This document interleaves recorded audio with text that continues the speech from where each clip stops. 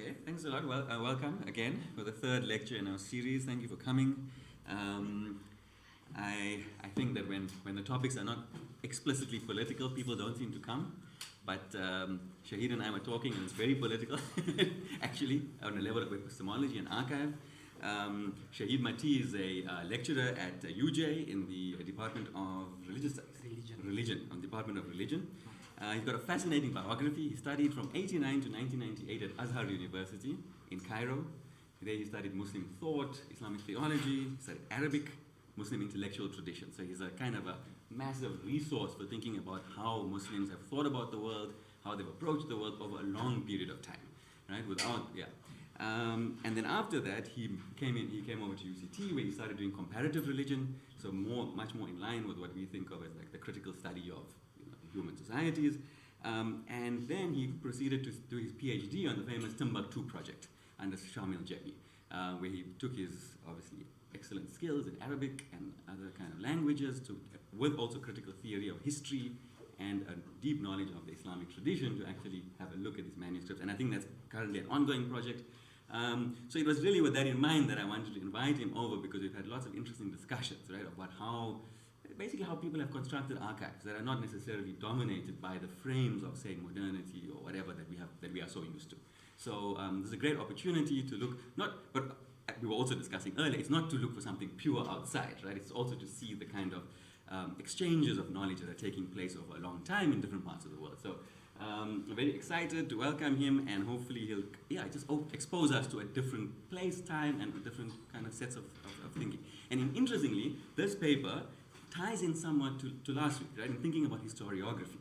And this is what I understand from what he's going to introduce us to. Where the writing of history is always somehow informed by a particular sets of ideological, philosophical positions. And in this case, he has identified how a particular theological idea of the world and history and time fits into this particular history that he is reading, and which I think is quite interesting, because we know that all historiographies also have particular ideas of time, and theology is not absent from that. We know about the redemption narratives in many kinds of thought. So we welcome you and look forward to it. Thank you. Thank you, Shaheed. So, Mulweni, good afternoon, assalamu alaikum to everyone here, and let me express my gratitude and thanks first to the Shaheed as well as the Department of Sociology and Social Anthropology for inviting me today. Thank you very, very much. Okay, so I wanted to look at a 17th century Timbuktu historiography, and from there to navigate or to probe possibilities for decoloniality. I think you look, and I'll go through and explain at least the abstract. I hope that was clear enough, and then we can have the conversation further. So let me start by saying that, and I'll come back to this picture. This is a page from the Tārīḥ al-sūdān. It is arguably the doyen of the 17th century Timbuktu chronicles. Its author lived in the 17th century. He died around 1656, or just thereafter. The last entry goes back to 1653. It's called the Tārīḥ al-sūdān, and just keep that name because the word Sudan is what this word means, literally the chronicle of the Sudan. And we'll come back to this name or this title, Sudan. Okay, but I'll read you and then refer to the PowerPoint. With its muskets and gunpowder, in other words, its technological superiority, the Moroccan Sardin army invaded and defeated the Songhay state. Now, the Songhay state was formed around 1453 under Sony Ali. At least all this information we get from the 17th century Timbuktu chronicles. Okay, not only from them, of course, there are other sources, oral sources, epigraphic evidence, but I'm looking today at the chronicles. So the Moroccan Muslim army defeated the Songhay Muslim state. The Songhay state was still armed only with spears and arrows in 1591 at the famous Battle of Tondibi. I don't have a source for this, but apparently this was the first battle in Africa where gunpowder was used. In other words, the Sardian state had obtained cannons, etc.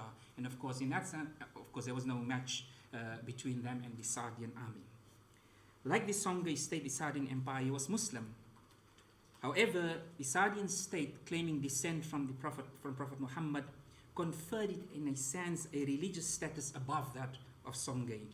So this Sa'dian state presented itself as a protector of the Muslim lands from the infidel Portuguese. And in fact, in 1580, other Muslim states in Central and West Africa, such as Borno, and a number of Muslim nomadic chiefs in the Western Sahara paid allegiance to the Sa'dian ruler, Moulay Ahmad al-Dhahabi. Songhay, however, did not simply submit. It launched a protracted military resistance led by members of the disposed royal family, Songhay royal family. I'll come back to them. And this resistance lasted until around 1613. However, this anti-Moroccan resistance was not only a military one. Timbuktu scholars, who were notables belonging to mercantile families or came from the urban patriciate, and they were also traders, played their role in the resistance, however, through advice and their writings. And here we have the chronicles and other writings too. This presentation then looks at the role of Timbuktu scholars, more precisely historians, in the aftermath of the Moroccan invasion and conquest. The writers of these 17th century chronicles were born after the invasion of 1591. In fact, the author of this chronicle was born in 1594, Abdurrahman as-Sa'di, and the invasion and the conquest took place in 1591 already. In other words, they wrote after the military resistance, and also they wrote after the military resistance had ended. If the military resistance ended around 1613, they wrote thereafter around 1630, etc., or the 1620s. However, their historiography does not offer an explicit resistance to the Moroccan occupying army. On the contrary, and that is if we do a simplistic reading of the 17th century Timbuktu chronicles, these chronicles at best offer us a neutral position vis-a-vis the Moroccan invasion, and at worst an accommodating one. However, in line with Paulo Moraes Farias' critique of modern scholars' historical reductionism in how they read pre-modern chronicles, what Moraes Farias is telling us is that that historical reductionism precludes us to appreciate our pre-modern historians as ideological and intellectual doers who navigated the complex social and political upheavals caused by the Moroccan invasion. Moraes Farias, in his very incisive novel reading of these chronicles, tells us that these chroniclers were inventing a new idea of the Sahelian past. So they are inventors. A simplistic reading, thus, of these chronicles, of these pre-modern chronicles, run the risk of misunderstanding the chronicles by underestimating their complexity. Acknowledging the chroniclers as inventors of a new idea of the Sahelian past thus enables possibilities for a decolonial reading of African historiography. In that way, these chronicles speak to Hegel, who pronounced Africa. And of course, when Hegel spoke about Africa, he meant so-called sub-Saharan Africa, itself a colonial construct that is bereft of history, let alone historiography. And Hegel also said, of course, that Africa has no religion, it only has magic. But reading these chronicles and appreciating them as political project also debunks the notion of Africa, whose history can only be known through orality and archaeology, not writing. And with writing, I mean not merely the usage of quill and ink, but an act that creates meaning in its construction of knowledge. As recent as 2011, Dennis Wise, the translator of one of the Timbuktu 17th century chronicles, brazenly states that its black author, Soninke, these are the vernacular languages, the author of one of the sister chronicle of this Tārīḥ al-sūdān, Mahmud Kati, only used the tools of writing. But as a black so-called sub-Saharan Africa, he remained a griot at best. The essential griot, in fact. So-called sub-Saharan Africans could only use the tools. They never really understood writing. For so-called sub-Saharan Africans, in other words, writing still remains elusive. Nevertheless, as Moraes Farias argues, these chronicles, far from being simple records of raw evidence, they were in fact political, ideological projects characterized by an all-encompassing reconstruction, as I said earlier, of the Sahelian past. But why did they reconstruct this new idea of a Sahelian past? This project aimed at making sense of the political landscape of this post-1591 Niger Bend.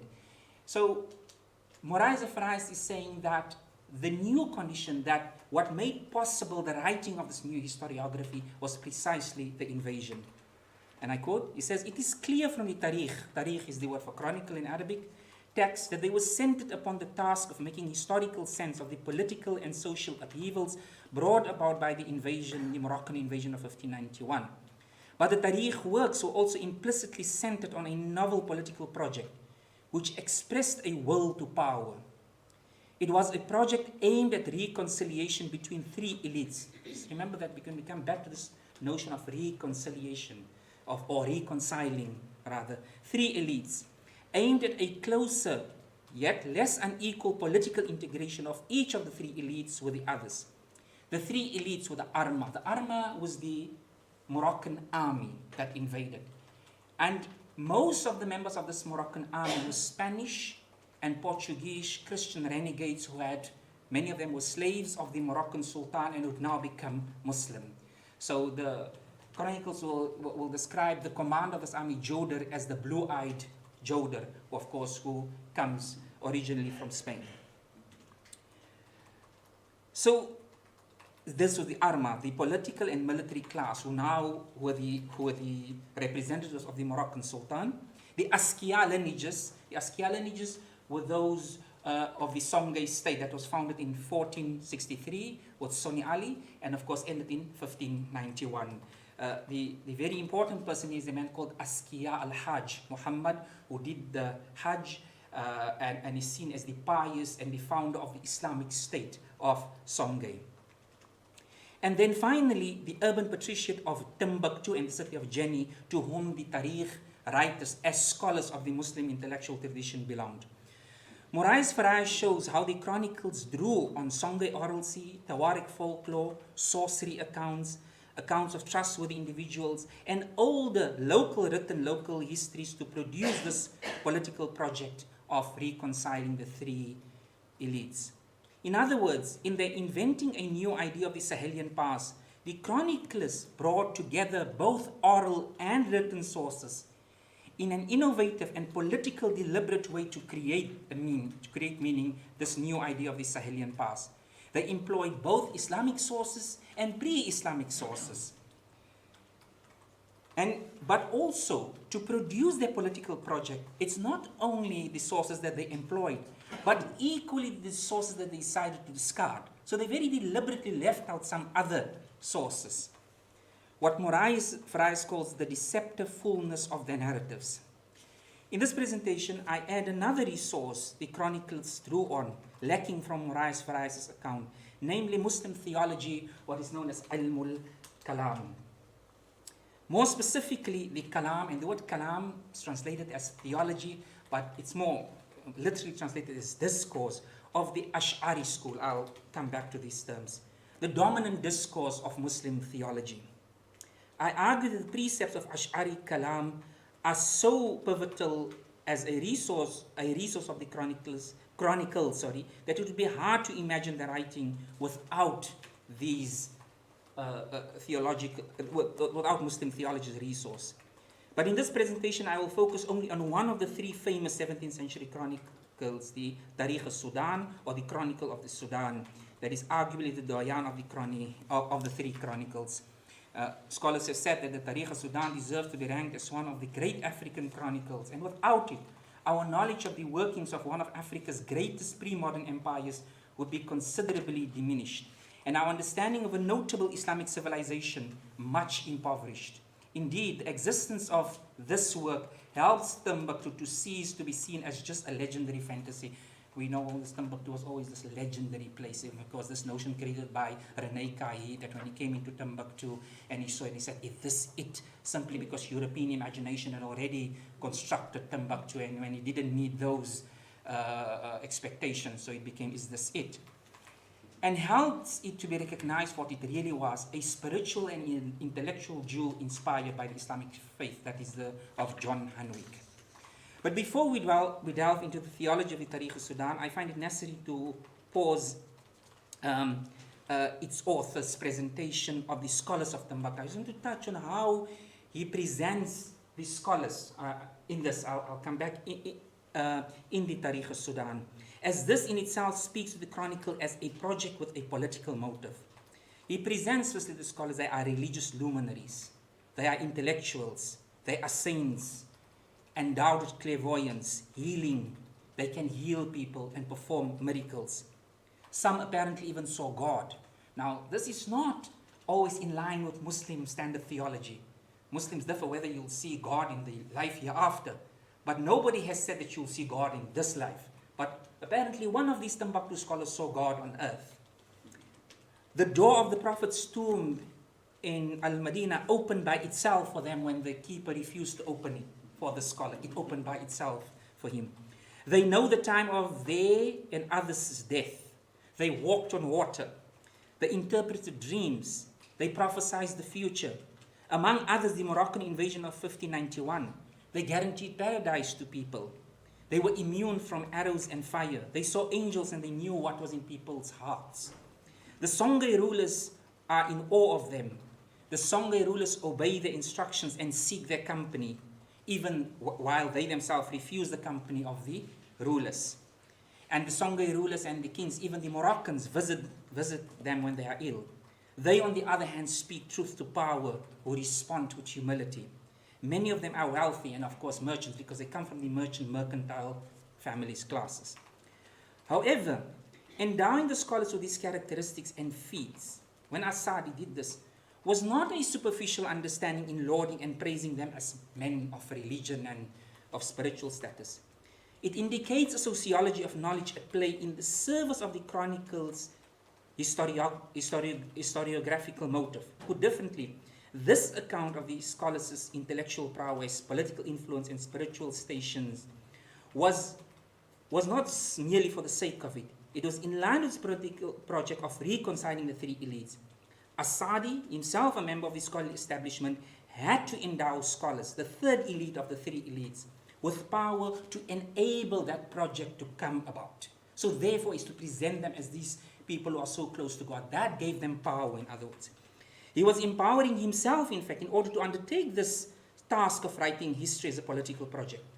However, beyond this historiographical motive, Asadi did have a deep regard for religion and held the religious figures in high esteem, as shown by the profound religious sensibility with which he wrote his chronicle.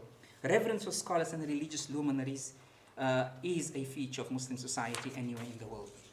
Anyway, we now come to the theology, the focus of the topic today. This is how this particular chronicle, the Taríख़ al-Sūdān, employed the Ash'ari Kalam as a resource.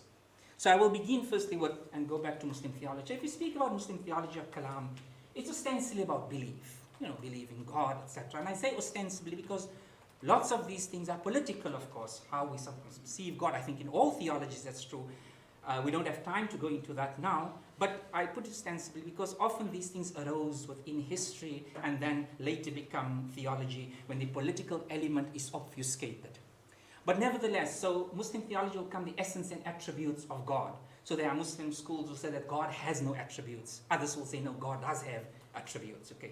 There's the question of the unity of God, of course, which all Muslims accept, but there's a difference especially in relation to essence and attributes of God. Some Muslims will say, but you are not really saying that you don't really have a monotheism, because if you speak about the attributes of God in a certain way, you are really saying that there are some partners to God. There's the question of divine justice. I'll come back. There's divine justice. So a particular Muslim sect like the Mu'tazilites said that God must be just. The dominant discourse, the Ash'ari discourse that we're going to deal with, say that no, you can't impose anything of God. God is just. So if you say God must be just, it's your notion of justice. So if I'm to ask a simple question, can God put verwoord in heaven? The Mu'tazila is going to say, no, God can't put verwoord in heaven. The Ash'arites will say that, no, it's up to God to do what God wants. That will be just. There's a question on promise and threat, example. So must God implement, if he says that the bad people, I'm going to send them to hell, and the good people going to heaven? The Mu'tazilites against very rationally, no, God must carry out what he promised. The Ash'arites said that no, you can't impose on God. The question on reason versus revelation in knowledge production. So the whole notion is, do we know what is good through the intellect or because of religion? Again, some schools would say that it is because of revelation that we know the value of things. Reason only comes to confirm it. The others put it the other way around. They say that no, reason is primary and revelation simply comes to confirm it. There's a question of leadership, especially political succession to the Prophet. That is the big difference between Shiites and Sunnis, for example, in theology. Then is the notion that God must act to ensure the interest of human beings. It's called as-sulh wal-aslah. God must do what is good for us. Again, the orthodox, quote, so-called orthodox says that no, it's not. God can do what God likes. Freedom of choice versus theistic predetermination. And this will feature in our discussion today. Are we free? Do we author our own actions, or is God the author of our actions? And then there's, for example, the creation of the Quran. Was the Quran created, or is it a pre-existent as God is? That's one of the big differences between Muslims. So these are the basic Muslim theological discourses. The Ash'arite, which is the biggest one, which we're going to discuss. The Shia and the Kharijites. These are the people who said that if you do wrong, you're a disbeliever and you don't repent. The Ash'arites said that no, you can do all bad as long as you believe in God, you'll still go to heaven. The Kharijites said that no. You lie, you're a disbeliever. It's not only faith, it's not things like that. The Mu'tazilites, often called, and I think wrongly so, just the rationalists of Islam, because I think everybody uses reasons. We use it in different ways, of course. Then there's this sect, the Murji'a and the Jabariya. So the Jabariya are the people who said that you have no agency at all. If a person prays, they pray because God made them to pray. If they steal, because God made them to steal. So others become, the Ash'arites become, and they present in more clever ways. The Qadiriya are people who say that no, God doesn't perhaps even know what you're going to do tomorrow. You have complete agency. Okay, so you can see there was all this complex, and these all arose because of the political developments among the early Muslim generations. Okay, so this is of the Tārīḥ Sudan. So let me now come to and see that how, and I'm going to identify three doctrines of Ash'arism in the Tārīḥ Sudan. There are others, but because of time, I look at this here. We'll see that how he uses the attributes of God for this political project through historiography. Time and history, which is the retrogression of morality, that human society becomes worse by the day, future. We don't become good, so we're really becoming bad. Freedom of choice, theistic predetermination. There's what is called a theory of acquisition and outcome. Yes, God writes your actions, but you earn it. Basically, we'll come back to it. And then it's a question of political rebellion. In other words, opposing despotic rulers, those who are not just rulers. So let's come to the attributes of God. See how he speaks, and this is how he really begins his chronicle. And this is very instructive. He's not just simply praising God. He carefully chooses the words. You can praise God with so many words. So the words he chose to praise God with are in service of his motive. So he says, praise be to God, to whom alone belongs dominion, eternity, power, and praise, who encompasses with his knowledge all things. He knows what was and what will be, and if something were to be, how it would be. No atom's weight of what occurs on earth or in heaven escapes him. He gives power to whom he so wishes and takes it away from whom he so wishes. Unique is he, a powerful, a mighty, victorious sovereign who has mastery over his servants through death and annihilation. So Asadi chooses these attributes. Why? Giving God this power, the Songhay rulers do not enjoy any of these attributes. As the absolute sovereign, only God grants power but also removes it. And he imposes death on his creation, whether individuals or states, such as the Songhay Empire. So now to create this reconciliation, the Songhay state, remember the Songhay state is now conquered, has been invaded. So now there are political upheavals, this is the point. And he tries to bring about reconciliation. This is the invading power is Muslim, the invaded and conquered power is Muslim. But now scholars are basically damage control people. They want to bring about order and stability. So how to effect? She said, well, Songhay had to die because it's not God. Just as the individual is not God, the state is not God. So now we understand that, well, Songhay's time was up, really. I'll come back to that point, right? Asadi's aim was to demonstrate that Songhay's defeat at the hands of the Moroccans was according to the decree of God, however wrong and unjust the invasion may have been. And if we read carefully, this Timbuktu scholars sincerely held that this invasion was wrong and unjust. But that was not their concern now. To now pronounce against this invasion. Their point was to bring, because now there's upheaval, now there's chaos. They want to restore order to the pre-invasion period. So now, okay, Songhay is finished now, we must understand that it was God's will. The following two passages demonstrate that the Songhay invasion and conquest of Songhay were in the foreknowledge of God by His will and power, as He outlines this. And I quote a passage. God Most High had foreknowledge that there the Songhay kingdom would wane and their state disappear. And none can reverse God's decree or hinder God's judgment. That was a mighty army, the Moroccan army. It could not be confronted and defeated except by one aided and supported by God. It's not because the Moroccan army had gunpowder, but because they were aided by God. Okay? Under the power of God, whose command no one can reverse. This is a passage, another passage, and you try to read it from this passage too. No one can hinder. Divine favor is wherever God places it. God Most High spared them, the Moroccan army. There was once an ambush that the Songhay resistance laid, but somehow it was discovered. The horses started making a noise, and then the Moroccans could know. So he takes to say that God saved the Moroccans from this perfidious plot through the foresight of one of the Moroccan commanders. He informed them how much territory his army, in fact, the ruler of the Songhay Empire, before the invasion already, informed them how much territory his army would subdue according to certain divine indications that he had come across. So there already we see that how he uses from this is to say the attributes of God. Songhay had to die.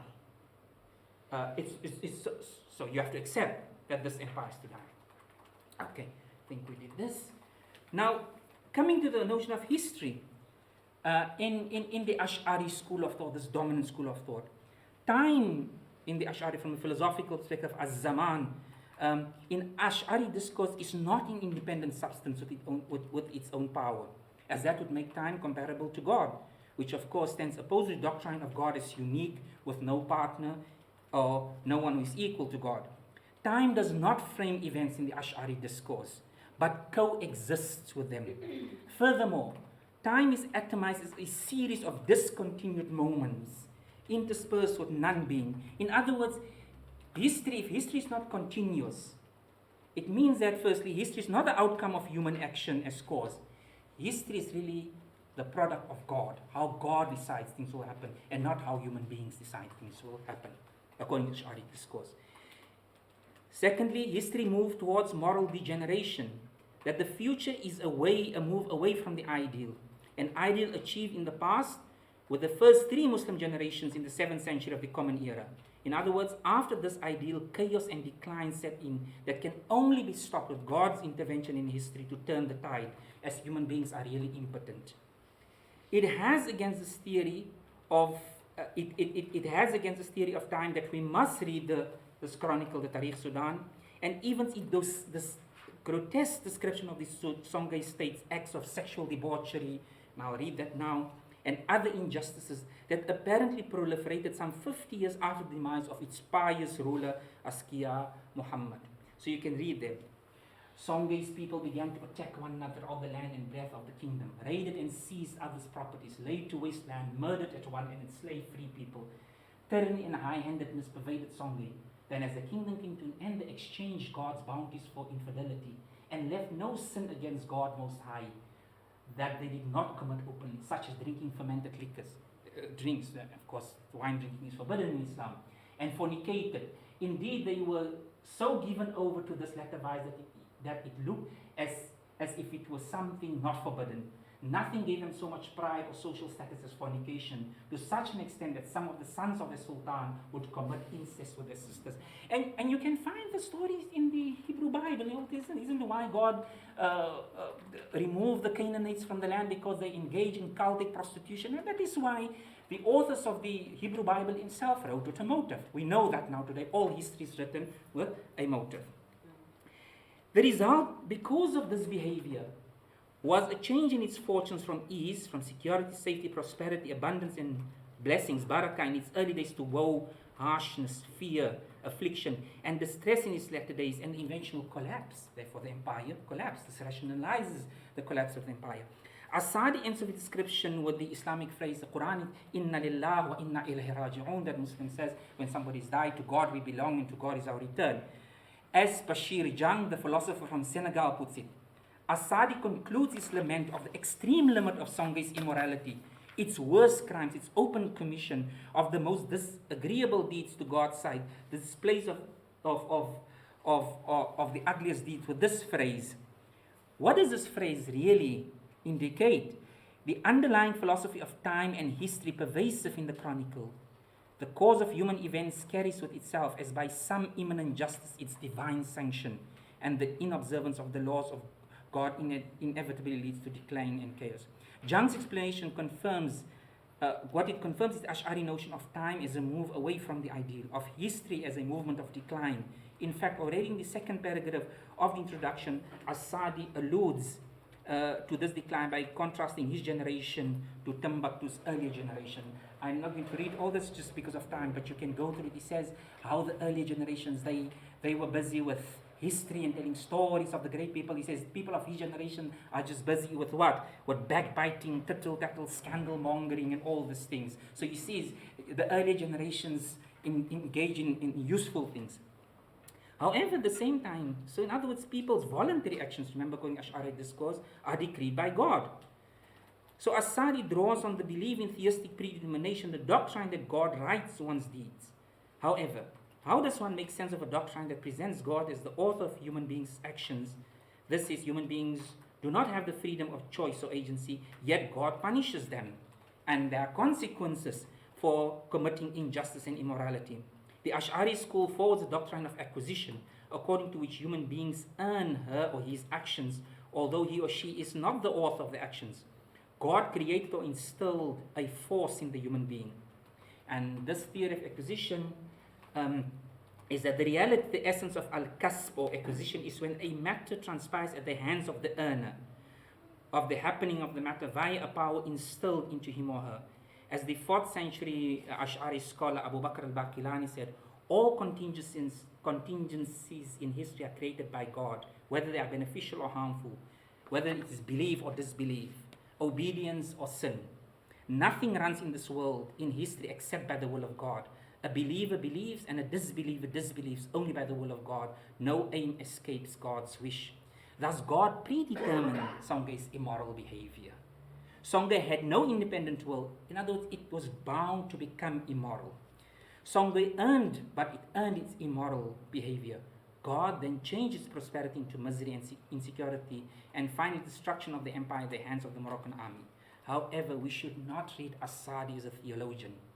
He was a historian who skillfully and elegantly practiced his craft, using theology as a resource only. He did not dabble in pure theology. His usage of these Ash'arite precepts, such as the theory of acquisition, was to enable his political project.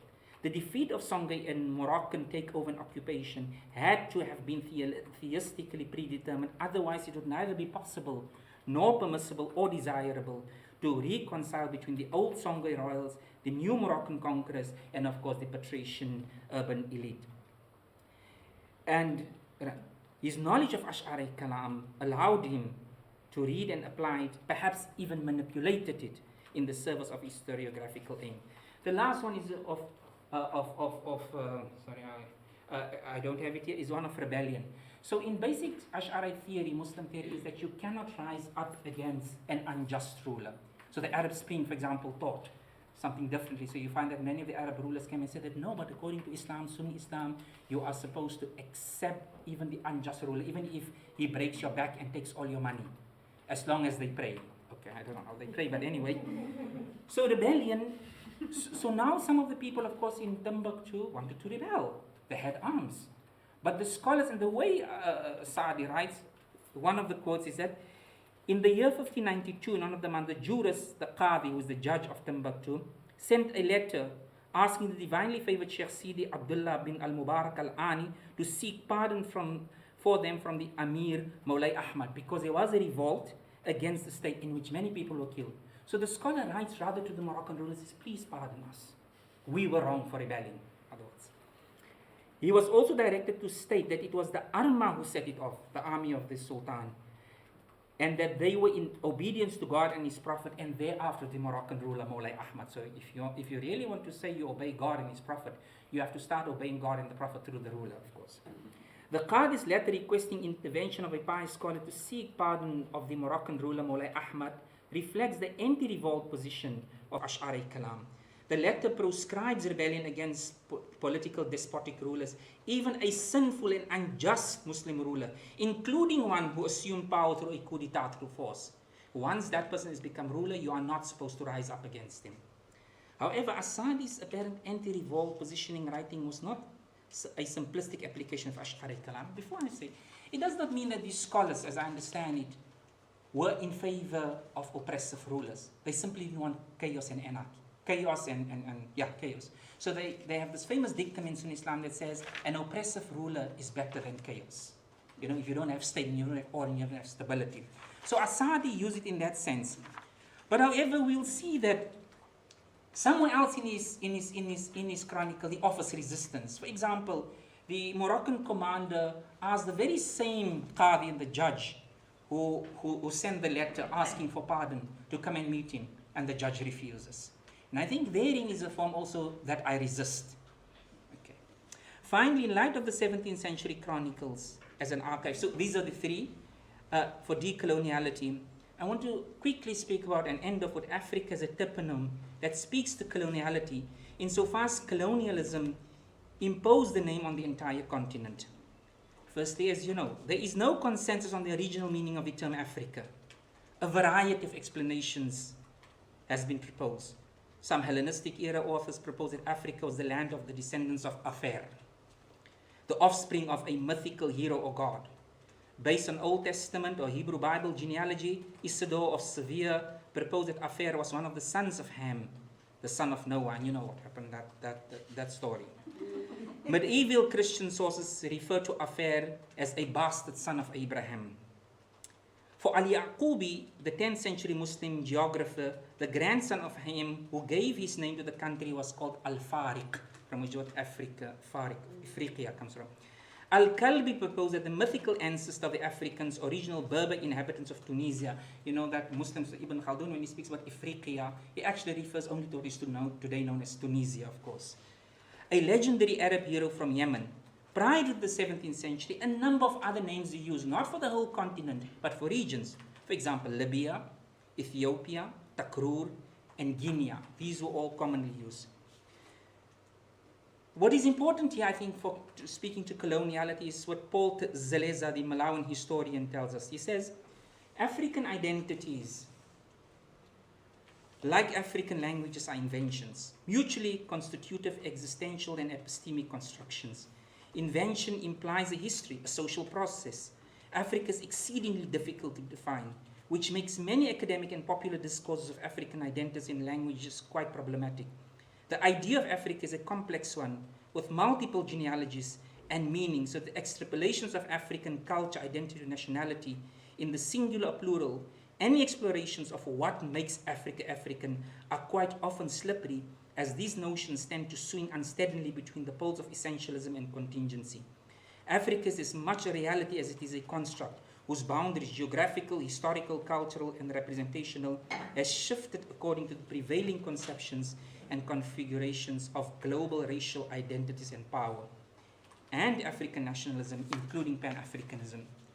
Teleza's paper has far-reaching implications for how even we Africans, rather inhabitants, often when we speak about African religions, I'd like to put it and think if we can speak about religions in Africa, or rather than speaking about African epistemology, speak about epistemologies in Africa, simply show that Africa is not this essential colonialist notion of there's only one Africa. So Talese's paper, it has implications for how we continue to construct and reconstruct Africa. However, we often use lenses and notions of coloniality. In this vein, for example, in the same paper, Talese has a critique of Anthony Appiah. Anthony Appiah is In My Father's Home, which is a very important work. He says Appiah tries to compare the different roles of religion and the modes of thought in what he calls the traditional oral cultures of Africa and the industrialized literature cultures of the West. The comparison drips with a fundamental tension rooted in a binary conception of African orality and European literacy. This is a problematic formulation, not only because Appiah draws his African example largely from one culture of the Asante-speaking peoples, but the conflation of orality with Africa and literacy with Europe. This is simply false, he says, as we've seen indeed with the chronicles. That they didn't only use writing, but they used oralcy, they used Songhay folklore, they used epigraphy, they did use all other things, all other sources or resources. He says, for there were African societies that were literate long before the imposition of European colonial rule. Moreover, the two orality and literacy, do not necessarily mark sequential stages, as several scholars have amply demonstrated that there's always been a dialogic interaction between writing and orality. These discourses of Africa are rooted in the colonial library. Mrs. Mudimbe speaks about the colonial library. They ignore in particular what Mamadou Diouf called the Islamic library. And of course, and for that matter, we can speak about the Amharic library of the priests in the Ethiopian highlands who wrote in Ge'ez, for example. That's another library, which is a longer history and a broader demographic and cultural scope. Talese thus exposes the Hegelian ghost that continues to stalk African studies. However, unlike Hegel, many African scholars seek to invest, not divest, the so-called sub-Saharan Africa with history and intellectual agency. However, doing so, as Appiah does, they reproduce Hegel's cultural mapping of Africa, in which Africa proper excludes North Africa, so-called North Africa, another colonial construct of so-called. You simply don't have these terms in early Islamic literature. You don't have North Africa. And of course, scholars from so-called North Africa themselves see the region not as part of this Africa, but as part of the Middle East. So the Sahara no longer divides, as Ghislaine Leiden tells us. It does not divide Africa, it seals Africa. In the same way as the Mediterranean has never divided the so-called North Africa from Southern Europe, but rather the culture, it was not only geographically, of course, in that connected, but also culturally connected. So the Timbuktu chroniclers were confident historians, notwithstanding the difficulties they experienced, and as well as the manipulation of sources in retrieving evidence and reconstructing the past from the point of view of the novel political intellectual stance, as Moraes Farias tells us. They, in relation to Africa, they call the region al-sūdān. The term Sudan, the country Sudan, the 17th century. But whence from the word Sudan and why? The word Sudan is the coinage of Arab historians and geographers from the 10th and 11th centuries who indeed describe what they call Bilad al-Sudan.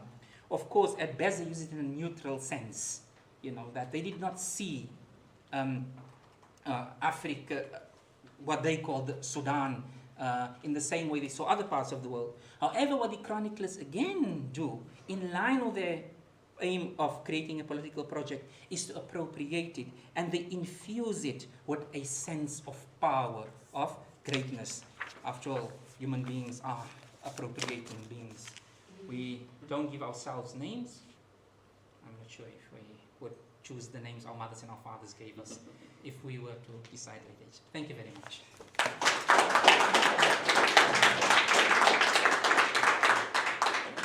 Stay. Okay. Oh, thank you so much.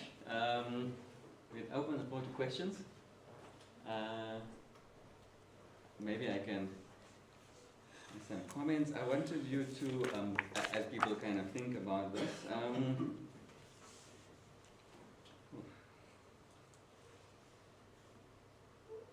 So I got the sense just towards the end when you're speaking about Africa, the idea of the Sahara. So you say it doesn't divide Africa; it kind of just as the Mediterranean.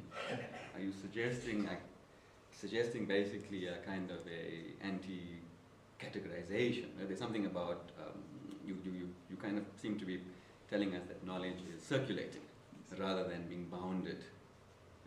Can you speak more about this as the kind of how you link that to your kind of post-colonial or decolonial, just to elaborate on what this means? Okay.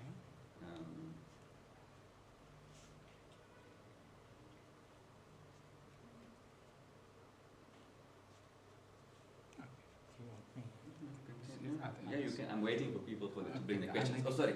Yeah. Okay. Okay, thank you so much for this presentation. Though I came late. I'm from Nigeria, northern Nigeria. And in northern Nigeria, Kano in particular, we have a scholarly family called Kabara family. And Kabara family. And they trace their origin to Timbuktu.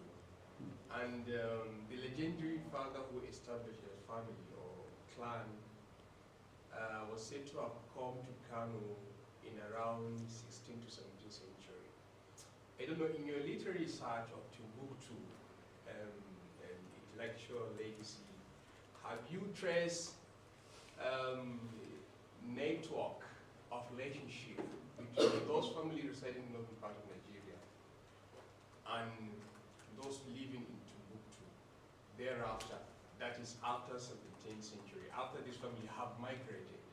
And their migration had to do with civic crisis within Songhay Empire, that they were in support of the opposite party that ended the longest serving Songhay ruling family.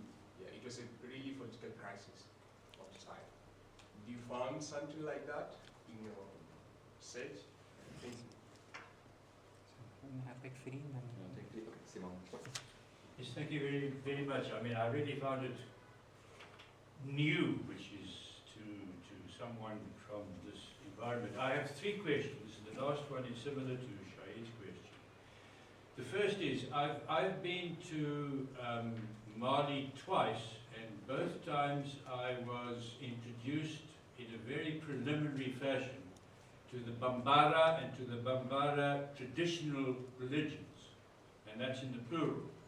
My question is, did you find in your analysis any trace of what I would call syncretism, the influence of the particularly Bambara traditional religions on the ways in which in Timbuktu Islam was presented? The second is, my history isn't very good. You never mentioned the Ottoman Empire. I mean, isn't this the time? I know that Morocco was never part of the Ottoman Empire. Was there not an Ottoman imperial influence on Songhay at the time of this conflict? And how important was that historically? And then the third, if I may ask, as Shaheed did, when I think of myself, I struggle with the difference between sub-Saharan Africa and Africa. I'm aware of the fact that the reason the African Union is in Addis Ababa because it was one of the independent countries for the whole of, let's call it, the continent. I struggle because, at least through my eyes, when I'm in sub-Saharan Africa and when I'm in Egypt, not that I go often, you've been there often, and when I'm in Rabat, there does seem to be a difference between the Maghreb, I've never been in the desert, and below. So where do you stand? Do you not use the term sub-Saharan Africa yourself? And if not, why not? And do you use the term Africa? And how do you do that? Thanks. Thank you very much. So now, definitely, Shaheed, I think we can speak about an anti-categorization, and that knowledge was circulating, certainly, I think. I mean, in the Tārīḥ al-sūdān itself, they speak about scholars having come from Spain, scholars coming from North Africa, but also in other parts of West Africa. Let me call it for now of so-called, and I'll to your question perhaps now, but later more, so-called sub-Saharan Africa. And scholars all the time went to Hajj, went to Mecca, went to other parts of the Muslim world, brought back books, etc. So certainly there was a circulation of knowledge. Even with the Inquisition in Spain, 1492, thereafter, many of those, the author, I mean, one of the claims, the author of one of the other chronicles, that his ancestor, his grandfather, Ali bin Ziyad, came from Spain, having to leave Spain. So certainly there was a circulation of knowledge. Even when the Moroccans took some of the Timbuktu scholars into exile in prison to Morocco, the one famous scholar called Ahmad Baba, when he was in Morocco, he started teaching the Moroccans to the extent that they did not want him to leave Morocco. So superior was his knowledge, coming from so-called sub-Saharan Africa. And of course, he's all the time saying, no, I want to go back, I want to go. And he speaks about his teachers, Soninke, Bagayogo family. And in this chronicle, he speaks of so many scholars, but it's quite clear. And this scholar is Soninke speaking, Muhammad Bagayogo. And he speaks of him in great terms. Already there was Borno, and we just I'll come back to your question, Kano. So scholars were all the time traveling, and that's part of the Islamic knowledge tradition, is that you travel. People went to Morocco, people went to Mecca, and bought books, etc. So certainly, I mean, I think, of course, they don't speak so much of Western tradition, and I think the reason for that is at the time that Timbuktu becomes a center of knowledge, for example, Islamic philosophy is no longer taught as it was in the Muslim world. So when Tayob, for example, says, or when Kwame Nkrumah said, the kids, when Levi Brol wrote his Primitive Mind, children in Timbuktu were learning Aristotle. That's not true. I mean, they were not, and it's not, doesn't mean that they were not learning Aristotle, they were having knowledge. But they don't have knowledge, but certainly there was a circulation of knowledge. And Bashir Jang sometimes speaks about us, and through knowledge identifying an onion. The more you take of an onion, the more it looks the same, etc. Okay. So you have this Soninke scholars, you have scholars coming from other parts of Africa, you know, and learning, and people, the Fulani speaking people, the Malinke speaking people, and coming to learn in Timbuktu. The Kabara family, Al-Kabiri, Muhammad Al-Kabiri, is referred to in the Tārīḥ al-sūdān, but he's a mid-15th century scholar. There is a lineage thereafter, yeah, and at least in other treaties, so they speak about Al-Kabiri. I don't have any knowledge of them going, for example, to northern Nigeria, but again, it's possible if, again, in line of that people are all the time traveling, there are adverse conditions. For example, when the first ruler of the Songhay Empire, Songhay Ali, took over, many of these scholars left Timbuktu, and they go to Biro, what is today Walata in Mauritania, etc. So it could be that they left there. The Al-Maghili, who comes from Tlemcen in Algeria, who is an advisor at the end of the 15th century to Askia Muhammad, also becomes an advisor to the ruler of Kano. So you see that there is all the time movement and scholars go. I don't have any knowledge about this particular family, you know, the Kabiri family, but people, and correctly so, and sometimes invented to an extent, but people have this thing of genealogies. And because people move, so they could be moving to other parts. So you will find that people who came from other parts of Africa to Timbuktu, and likewise from the city of Jenny, and then goes to all other parts. So it's quite possible, but I haven't read. I know that there are fatwas or what is called Islamic legal opinions, in where it's referred to the Kabiri family. You know, but I don't specifically know about this family. It may well be. It will be a fascinating study, I think, to show that link that exists. Okay, and this is the question. And so migration takes place. Yes, there are all the time crises, and the reality is that I don't think, notwithstanding their political project of reconciling, it appears that it did not last, this project. At least this is what Moraes Farias claims. And really, because the situation was never returned to the stability and the order that were under the Songhay state. In fact, the Moroccan, the official power of the Sultan lasts about 1630. Thereafter, this Arma, these renegades, they become an independent power, and there's always instability. In fact, other chroniclers or events, books of events show that there is Tuāreg marauding, there's often poverty, there's often death etc. So it makes sense that people would be moving all the time. Especially, it's really towards the late 18th century that there's some stability, and also in the Massini Islamic State is established in the early 19th century, and then of course with the French. So you have this. Mali visit, I mean, Bambara, again, I don't have any knowledge of Bambara religions. I mean, if the particular reading of the Bambaras, of course, is that the Songhay Empire, just very general, it appears that they were not very enthusiastic to spread Islam. Launay and Suarez writes a paper that the French inadvertently spread Islam in the late 19th century through their policies. Of course, they didn't do that because they wanted to, but how they used, for example, Muslim scholars, or they used Islam as a stepping stone between what they called animism and Western civilization, right? But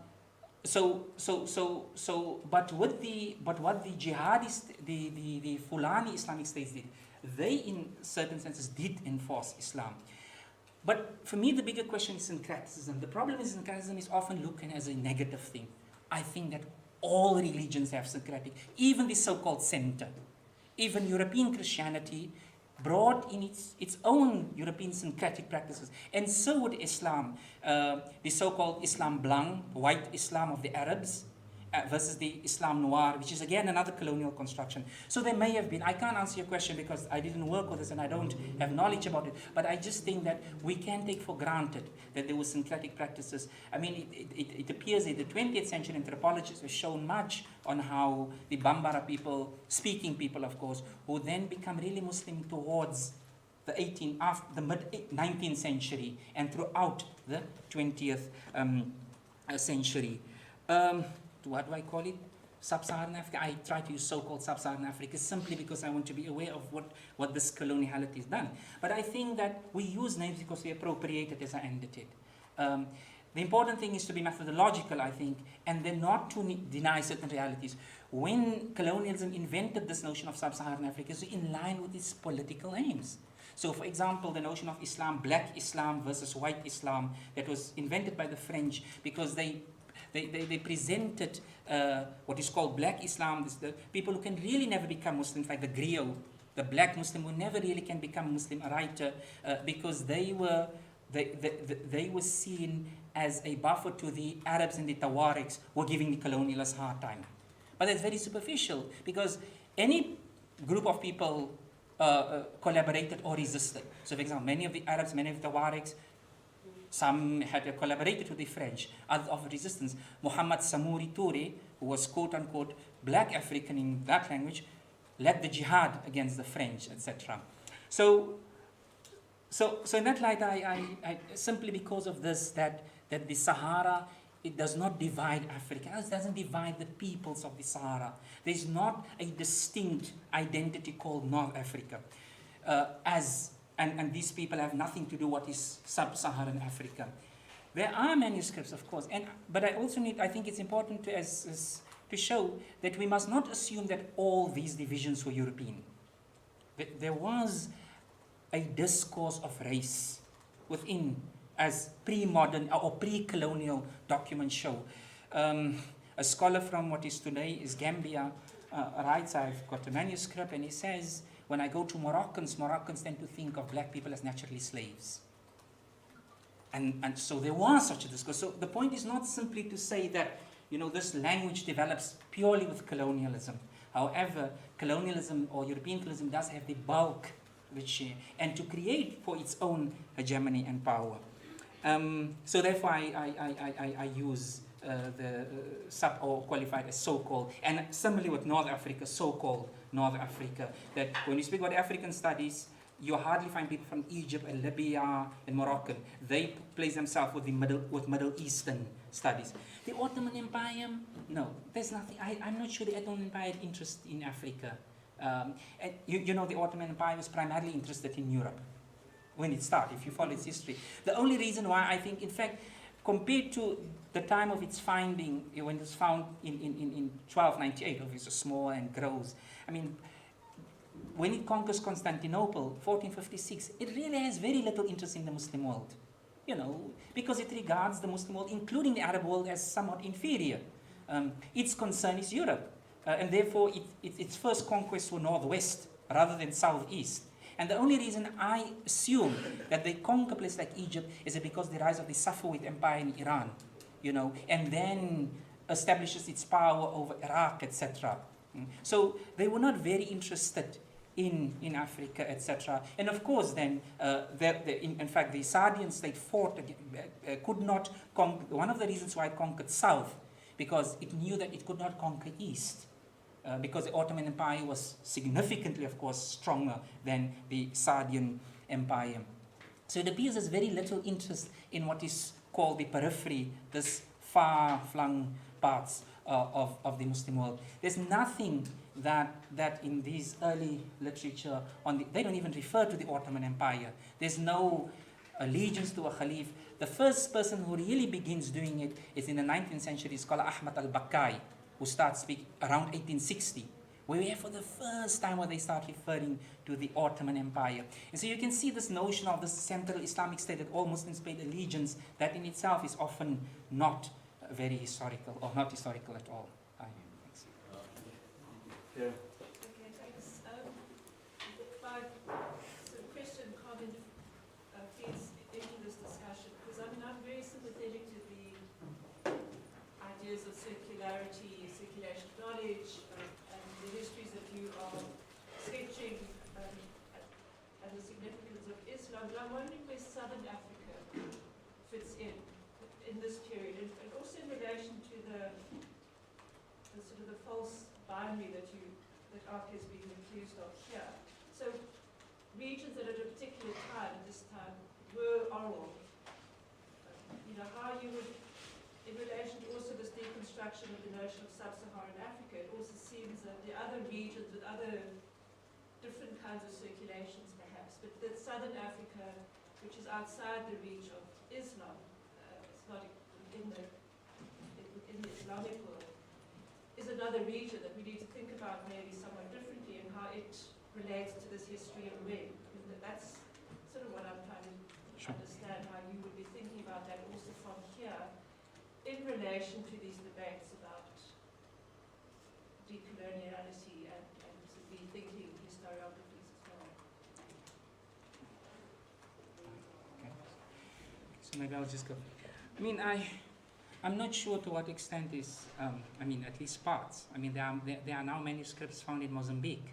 There's always been oral tradition that goes back, Arabic manuscripts that go back to the 1500s, around the same time. We have the Kilwa Chronicles from Lamu in what is today Kenya and those parts. In fact, they found Arabic manuscripts in the Congo, where there were not many Muslims. And these go back quite. So, yes, there are parts, I think, of South Africa. And in South Africa, don't remember that the manuscripts here that people don't work on, but the Malay Afrikaans that people writing. So there is certainly a written tradition. But I think your question is that I'm not sure there are people who are working on these manuscripts. And again, I think of people, there's this working together between the oral tradition and the written tradition. But certainly, Islam, in parts of what is East Africa, had not come for particular historical reasons, say, to what we know as, say, the Southwest, say, up to Namibia, etc. But it appears to me, and I can't talk on things that I don't know about, scholars, but there is certainly a Islamic tradition. There is even the written tradition, maybe certainly not as big as further up in Africa, but and there are Muslim communities that I think some people have studied. I haven't looked at Southern Africa, so I can't talk too much. But I think the idea overall is that there is a Islamic presence, there is a written tradition that is present, or that is found in Southern Africa. But perhaps we can say the oral tradition maybe was larger, but there is certainly not an absence of a written tradition. I'm not sure I'm answering the question, but you can go again. Okay. Yeah, my question is not whether there are manuscripts and written documents, and of course, there's the influence of the Indian Ocean and those circulations, particularly East Africa. But I'm trying to think about if you're deconstructing sub-Saharan Africa, and Africa as this entity, it does seem to me that we need to be thinking about Southern Africa and its histories on its own terms. Absolutely. Absolutely. And I was just wondering what your thoughts on that might be, because it's not part of these circulations at the stage that you're talking about. There are circulations maybe on the Indian Ocean, but I'm also the Southern Africa, South Africa, what's now Namibia. I understand. It's a different set of histories. Sure. No, I think morality is very strong there, and it's how do we understand them and think about them. I mean, I think you're correct if you say that these these even Muslim traditions develop on their own and they are not necessarily linked to that. But even that's not only true. I think, for Southern Africa, I think even within a larger region like West Africa, there are still now regions that may not have necessarily, for example, been linked to Timbuktu in that sense. Okay, but I think it's more applicable to, at least from what I know or rather don't know, that we certainly can say that it develops its Islamic tradition, like you suggesting, on its own terms. Yes, and that orality may be bigger. Yes, I think so. Maybe I can answer a question for how I understood Shep. If we take textuality of Timbuktu, right, and Islamic texture, I don't share many of the criticism view because there's, in fact, if there's discomfort with you bringing in Islam and saying it's not Africa, that's precisely the point. Right? That is a deep history that's developed in particular places, right? But on the other hand, by emphasizing textuality as a kind of history, which I think you so brilliantly did, by showing us the kind of ideological project, then also it risks thereby reproducing the idea that, okay, Africa does have text, and this is what Hegel said, and what the West has said, you're primitive if you don't have text. So you can then thereby, reinforce the argument. And places like Southern Africa can get left out maybe, right? But I would also wonder whether there actually is no textual tradition. This is the question, because 50 years ago, Timbuktu also apparently was isolated place, not connected. Now Shaheed shows us that it's actually connected to massive circulations across the continent. So the question of what we do know is also problematic. But to my question about the question of history, if we think about history like you're suggesting through text, do we not risk reproducing the idea of people that ostensibly don't have? Sure. And the whole point is not to put orality and the written as contestations, even if there is no. I think the broader point, certainly. Thanks. That's what I understand, yes. Okay, so can you explain that more? What do you mean don't put them in No, what I'm saying is that exactly what Taleza said, is that once we start just thinking of knowledge through a written tradition, then we are going to leave out some other tradition that is developed orally. And the aim is not to come, I understand, so often that because we're so eager to establish this written tradition, that we may start thinking of inventing written traditions where they may not have existed. That's what I understand the danger to be. And this happens. So for example, I gave of Kwame Nkrumah, when the early scholars of African studies start, and let's talk about history. They wrote about the history of the great states of Ghana, of Mali, of Songhay. But as if there is because to prove to Europe that we had states, that we had bureaucracies, that we forgot to mention, let's call the little peoples, as oralcy itself became something that we had to avoid.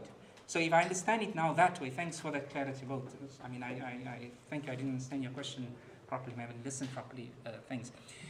Is exactly that we don't, with this eagerness to establish a written tradition, do away and actually relegate orality, even if unwittingly. But there are power dynamics, I would think. No, I think there are always power dynamics, but there are always power dynamics, even in a relationship between people. But there being a power dynamic does not mean the negation of, let's say, the dominated. Even if we assume there's if there's this power dynamic between the written and the oral, it doesn't mean that the written as the dominating, if I'm to use that term, that it completely negates the dominated oral. I'm just to use that term. So sure, I think there are power dynamics, but the problem would exactly be if we went to wish away those power dynamics and then we recreate this problem. So I hope now I understand. So I agree. But I'm just saying that it's how we. So to be frank about those power dynamics, but also how we qualify them. I think we made up on that, yeah. Good. Saeed, may I just Stephen is just waiting. Okay. Then I'll send it back to you. Oh, you want to? Wait, okay, fine. We got time. I mean, all I would like to say is to ask the question, the way I think of this, which is, it doesn't resolve anything, but the definition of the situation has got real consequences. So the definition of the colonial situation by the colonial powers in Europe have got real consequences in terms of the boundaries of African states, in terms of all sorts of different. In other words, the deconstruction is very important. At the same time, it's not just the definition of sub-Saharan Africa, for instance. It has real consequences. And there are people who think about coming from sub-Saharan Africa. My experience in the Maghreb, including in Egypt, is what you said earlier, is that a lot of people see themselves as being Maghrebans, see the others as being black Africans. I mean, there's a kind of, and that has to do with the earlier European definition. So it's not just the deconstruction, it is the consequence in real terms of boundaries that makes it even more of a challenging situation. That's what I wanted to say. Okay, thanks. I'll ask, but I'll maybe on to. Sorry, I didn't want to stop Steve. Stephen? Yeah. No, I found it really fascinating. Are you suggesting there's a very worldly scholarship here? That, and at times it's almost as, and this word isn't good enough to describe it perhaps, because it comes from particular disciplines and governance. Is that something equivalent to that at the heart of the way in which these historiographies are being put together? That there's a sense of crisis, chaos, and there are different registers within which you can address it, a more theological one, and is there something that could be approximated with secular? I mean, I'm trying to understand if I'm reading too much into the little I can grasp of this kind of scholarship that you're highlighting. Okay. Maybe I'll start with that.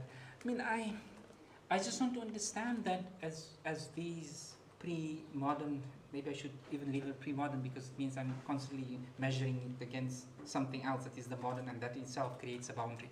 Let me say, they say, I just want to understand Asadi is a person who understood his world, who knew the Islamic tradition and other knowledge traditions existed, the Songhay oralcy. So it's not only that he knew the Muslim tradition, he knew Songhay oralcy, that was knowledge.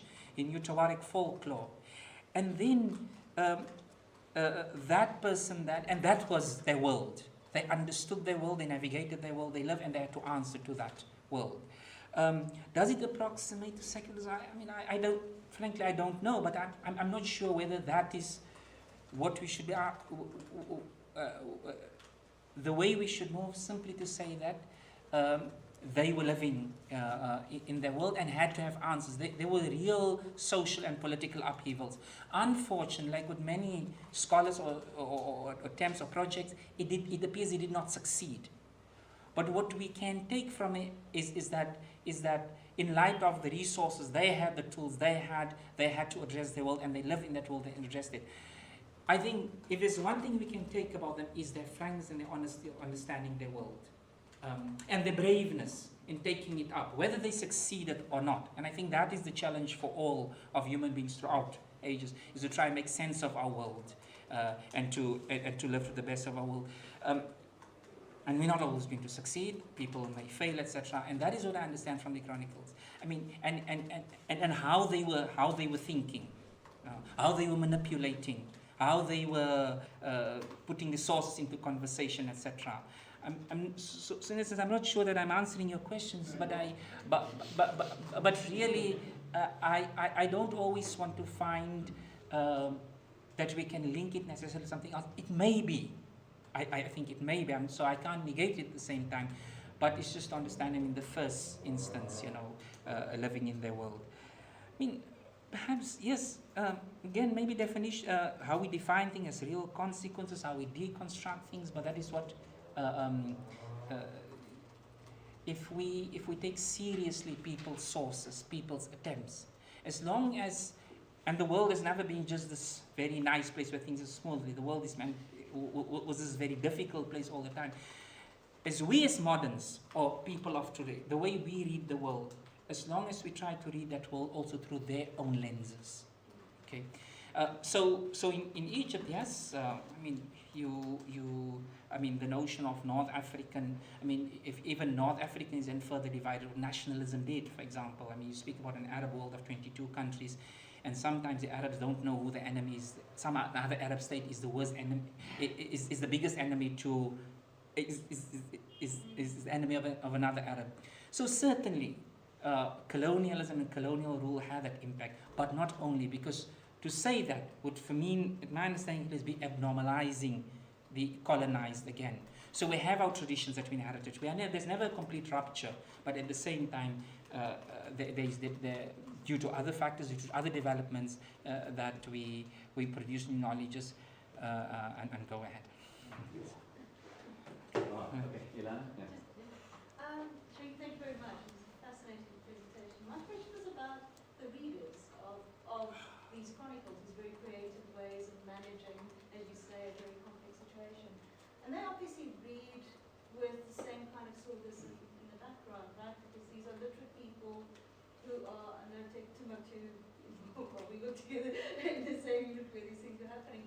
They were constantly in conversation with one another. So they had the same sources, the same kind of.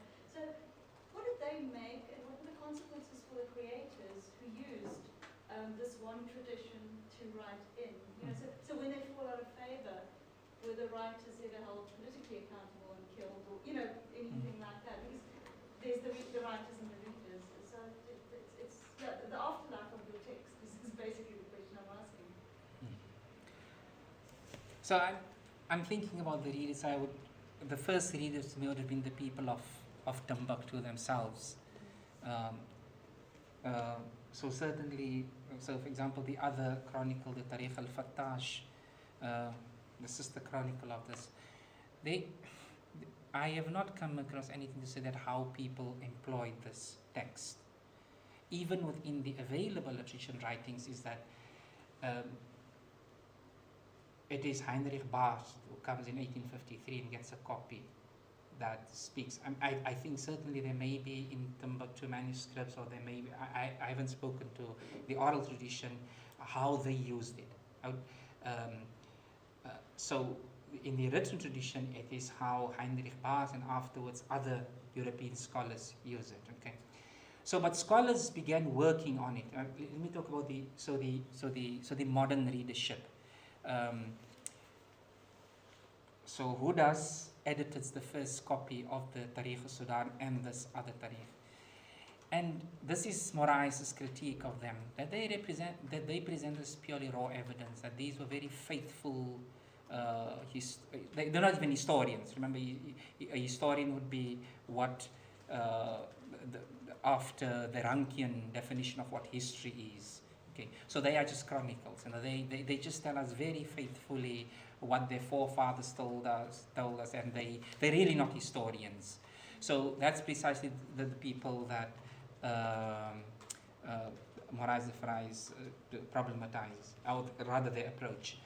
The Tārīḥ, the other chronicle, is a very, very interesting one, because now the copy that we have as a Tārīḥ al-Fettach, even Timbuktu people have taken much from Hudas' edition of how he viewed, because the chronicle itself, in fact, in another paper, a colleague and I show that its name is wrong. Its name is actually a 19th-century chronicle, not the 17th-century chronicle. So who reads it? And very few people, as far as I know, read the chronicle in Timbuktu. The scholars may have used it. So maybe looking at further evidence, we can then see how the people and who the readership were and how they used it. So it appears currently it's modern scholars, those who are studying the chronicles. So you don't have responses in the archive? No. Of another guy coming 20 years later and saying, okay. They look, in the 19th century, a chronicle is written. Okay. So, but this is the guy from the Marsan estate. But he himself manipulated the 17th century chronicle in order, and this is what they call a forgery. because he manipulates this chronicle to establish power for the Marcinid Caliphate, who comes 2 centuries later. So Ahmad Lobo established the Islamic State of Marcina. So he writes this letter, very interestingly. He writes, so this other chronicle is called the Tārīḥ el-Fettach, and all modern scholars have shown that this is the 17th century chronicle. But in reality, and they just blame this 19th century scholar of just, distorting the chronicle. But on careful study, you see that he wrote his own chronicle. And he writes a letter to all in saying that God has the Prophet has predicted that this 19th century ruler, in line with the prophetic tradition, but will become the ruler. But he uses this particular chronicle. Luckily, there's a manuscript found in France, and it's same as the letter, but only same as a chronicle. And in this chronicles document found in France, he clearly says, I called it this name. So in other words, and so how he read it and to manipulate it for the sake of power. I mean, I'm not sure that, so in Timbuktu itself, maybe, I mean, you have about 31,000 manuscripts in Timbuktu. Yeah. And we have read, okay, many of them are repetitions, but we've read only about 1,000. So there may be something that will teach us more about the reading of the chronicles. Most of what, this is a building on contemporary scholarship on the Tārīḥ. But I haven't come, for example, across, say, I also work on Islamic legal documents that refer, for example. There are other political treaties and other writings that may refer and teach us how the scholars read these chronicles. Thanks. Wow. Yeah, it's quite fascinating, especially the way that you present the 17th and 19th century, right? Because on first reading, somebody obviously decided, okay, either it's actually 17th or it's just a copy, right? And this is a common feature in Islamic historiography, where, because the formulaic representation, the Orientalists used to read it and be like, well, these guys are just, there's nothing to it, you know? And now, there's a lot of other people like you, working in Middle East, but also parts of Persian, Iranian texts, and all kinds of things, actually now looking more deeply at them. What did this mean, or whatever? So I don't know, does anybody else have a question? My question was actually about what kind of, so just to complete, I was thinking that, so the idea of repetition, and I think you going there, right, is a fiction. There's no such thing as repetition. Every time it gets redeployed, something else is happening, always.